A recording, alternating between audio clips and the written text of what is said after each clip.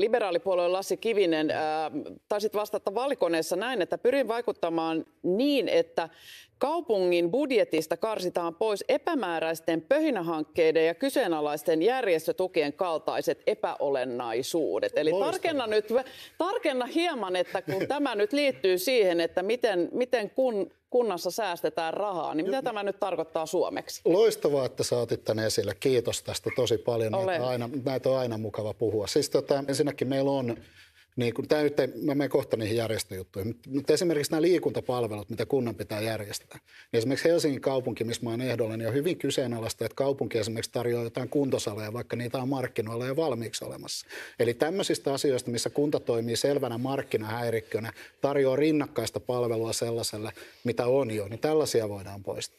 Mitä näihin järjestötukiin sitten tulee, niin Helsinki käyttää niihin muistaakseni noin 50 miljoonaa vuodessa, ja siellä on aika kyseenalaisia asioita. Esimerkiksi tällaisia, että Helsinki tukee tämmöistä liikenneturvayhdistystä, joka vuokraa lasten turvaistuimia. Mutta tällaistakin toimintaa on tässä markkinoilla. Niin ei tällaisia toiminta-avustuksia tämmöisille tahoille tarvitse. Eli suomeksi sanotaan kaikki, minkä voi yksityistää, niin yksityistetään. Jos meillä on jo yksityistettä tarjontaa, niin tämä on juuri yksi meidän puolueen keskeinen niin kuin teema kaikessa, mitä me tehdään, niin on yksityisen toiminnan ja julkisen toiminnan niin nykyistä tarkempi rajaaminen. Ja julkisen sektorin ei pidä mennä touhuamaan sellaisiin asioihin, missä yksityinen sektori touhuaa jo. Antaa vapaiden kansalaisten temmeltää siellä rauhassa. Mutta saa byrokraatteja työllistettyä Tiinan kavereita. Kiitos.